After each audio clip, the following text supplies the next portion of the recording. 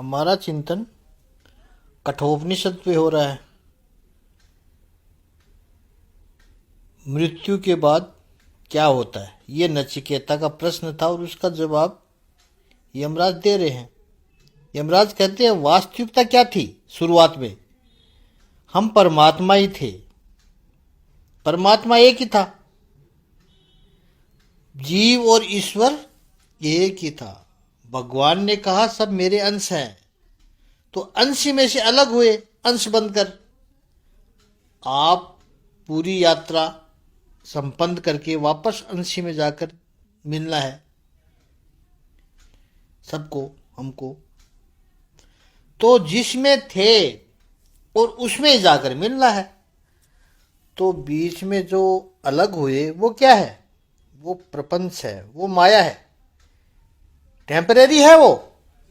वो ऐसी बात है जैसे समुद्र में एक जल का बिंदु है, बूंद है, वो वर्षों से समुद्र में ही है। सूर्य की गर्मी से वो वाष्पीभूत हुआ, वाष्प बन के ऊपर गया, कहीं किसी बादल में जुड़ गया, घूमता रहा। बादल घने हुए, ठंडी हवा चली, बादल ने वर्षा की, न जाने वो बूंद किसी पर्वत पर गिरी या और कहीं गिरी, लेकिन वहां से निकलती हुई छोटे झरने के रूप में छोटी नदी में मिली, छोटी नदी फिर बड़ी नदी में मिली, और अंत में जाकर के ये बूंद नदी के साथ जाकर के फिर वापस समुद्र में मिल गई। तो क्या उसने कोई प्राप्ति कर ली? नहीं, वही का तो था वो। वह बूंद वहीं से निकली, वहीं जाकर वापस मिल गई। अब ये बूंद पूरी दुनिया घूमकर आई, वो क्या है? वो ही तो माया है, वो ही तो संसार की यात्रा है। यमराज जी कह रहे हैं, और जहां थी वहां जाकर मिल गई।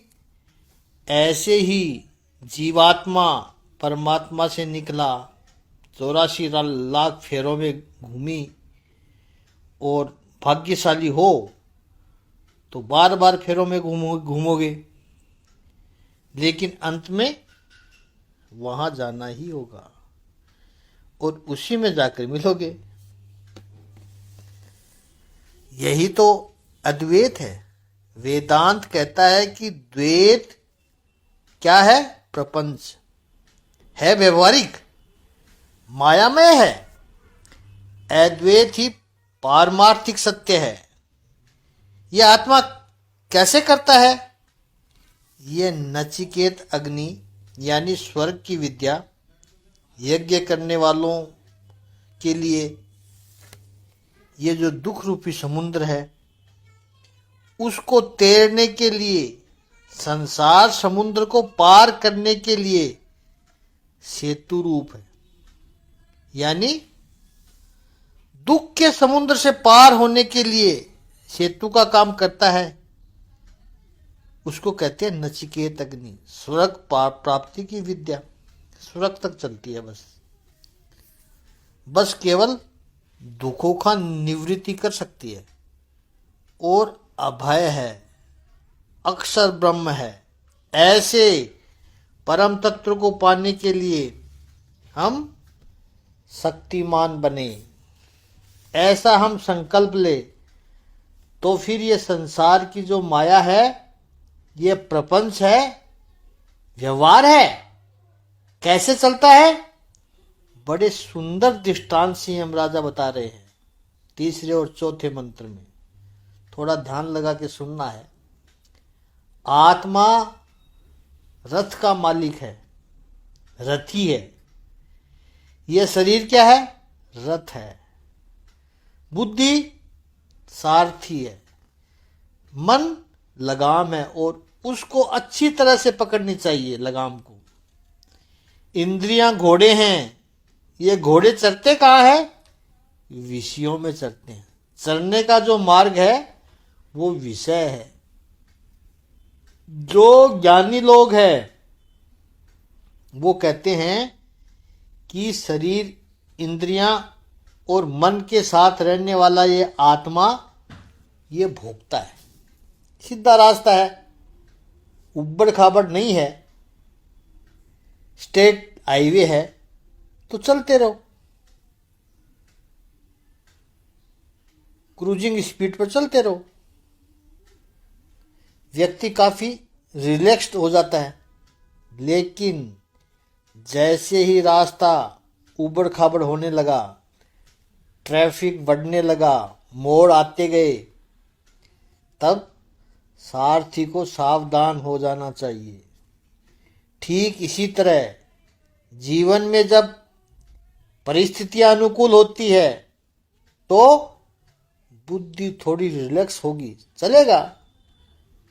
लेकिन विपरीत संजोग आ जाए तब बुद्धि सावधान हो जानी चाहिए, अलर्ट हो जानी चाहिए।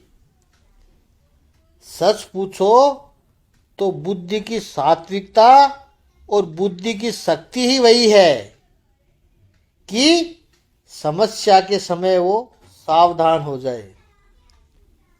बुद्धि तो समस्या विमोचन है। अगर वो समस्या के समय मार्ग न निकाल पाई तो वो बुद्धि किस काम की? वो बुद्धि है ही नहीं। फिर बुद्धि ऐसी होनी चाहिए, मन की लगाम जो है, सीधा रास्ता है, सरल रास्ता है। आपने देखा होगा किसानों को गांव में बैलों की लगाम गाड़ी में बांध देता है, सीधा रास्ता है, पता है बैलों को, और उसको भी पता है, चलते रहते हैं बैल, घर पहुंच जाते हैं। लेकिन समस्या हो तो लगाम भी कड़क हो जानी चाहिए। घोड़ों की जो लगाम है वो कड़क हो जानी चाहिए। अच्छी परिस्थिति में रिलैक्स दो, थोड़ी रंजन प्रवृत्ति करे। लेकिन समस्या की जब स्थिति आ जाए तो मन पर संयम पहले पालो। मन पे संयम हो जाना चाहिए, बहुत आवश्यक है। इंद्रियां घोड़े हैं। इंद्रियों को, आपके जो घोड़े हैं वो रथ को चलाने के लिए है, साधन है वो। शरीर रूपी रथ को चलाने के लिए आंख कुछ देखेगी तो शरीर वहां जाएगा, कान सुनेगा तो शरीर वहां जाएगा। यानी जो भी मूवमेंट जो होती है वो इंद्रियों में होती है। दौड़ने की शक्ति भी तो इंद्रियों के ही पास है। मन को भी इंद्रिय कहा है, विषयों में चलती है, वो ऑब्जेक्ट में चलते हैं वो। लेकिन भोक्ता जो है, विषय पाए भी अल्टीमेटली किसके पास पहुंचता है? आत्मा को। लेकिन जिसने अपने इंद्रियों पर संयम नहीं किया और जिसकी हमेशा विवेकहीन बुद्धि है और जिसका मन भी कंट्रोल में नहीं है, उसकी इंद्रियां भी वश में नहीं रहती है। यानी बुद्धि में विवेक नहीं है और मन में संयम नहीं है, उसकी इंद्रिया रूपी घोड़े भी कंट्रोल में नहीं रहते हैं। फिर क्या होता है? उसके जो बिगड़े हुए निरंकुश अश्व जैसी स्थिति हो जाती है। घोड़ा जब दुष्ट हो जाता है, निरंकुश हो जाता है, तो सबसे पहले वो सारथी को नीचे फेंकता है। पहले अपने सवार को, अपने अस्वार को ही फेंकता है। नुकसान तो बाद में करेगा। ऐसे ही इंद्रियां जब अनकंट्रोल हो गई तो याद रखना, वो पहले आक्रमण बुद्धि पर करेगी, बुद्धि को पहले फेंकेगी। लेकिन इसका एग्जैक्ट कंट्रोडिक्शन छठे मंत्र में बताया है नचिकेता को यमराज ने। क्या कहते हैं? जिस व्यक्ति की बुद्धि विज्ञानमय है, विवेक युक्त है, उसकी बुद्धि कंट्रोल में है, तो उसका, जिसका माइंड भी कंट्रोल में है, उसकी इंद्रिया वश में रहती है, स्वाधीन घोड़े की तरह, ट्रेंड हॉर्स की तरह। इन सब मंत्रों में यमराज बात यहाँ बता रहे हैं कि इंद्रिया, शरीर, मन, बुद्धि, इन चार को जिसने अंकुश में करके रखा है और आत्मा के आधिपत्य को न केवल समझा है बल्कि अनुभव किया है, स्टेब्लिश किया है, वही व्यक्ति परमात्म तत्व को जान पाता है। मृत्यु के बाद आत्मा की गति यदि जाननी होगी तो पहले उसको कंट्रोल तो करो। वही अगर ना हो पाएगी तो कैसे जान पाओगे कहाँ जाता है वो?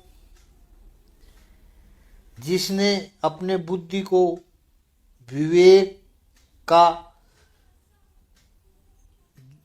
विवेकहीन रखा है, मन को वश में नहीं किया, हमेशा आचरण अपवित्र करता रहता है, वह मनुष्य उस परम पद को पा नहीं सकता है।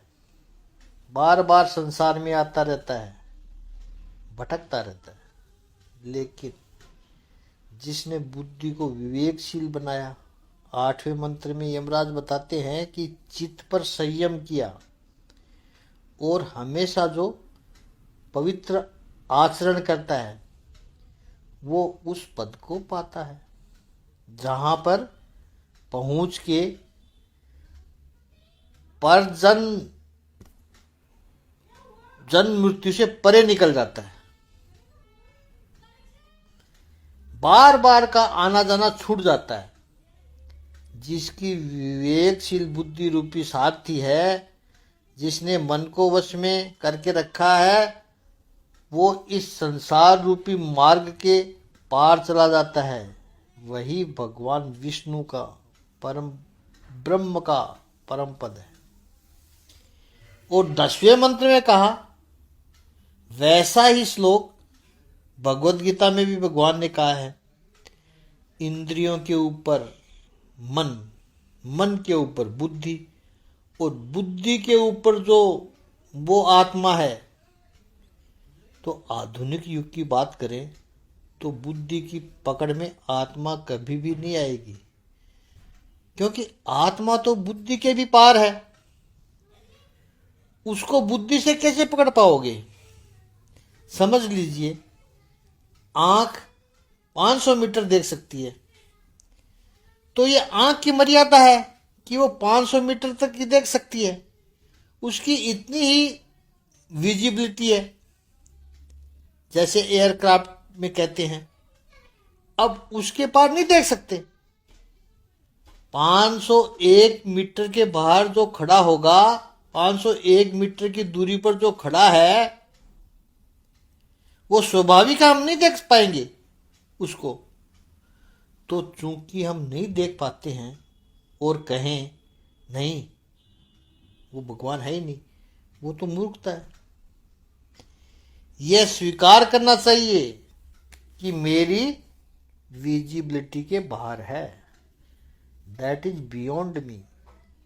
तो वैसे ही आत्मा बुद्धि के पार है, उसको बुद्धि पकड़ नहीं पाएगी। वो विषय ही अलग है, अत्यंत महान, ऐसी ये आत्मा है। मृत्यु के बाद क्या होता है आत्मा का? तो यमराज से सबसे पहले आत्म तत्व का वर्णन किया।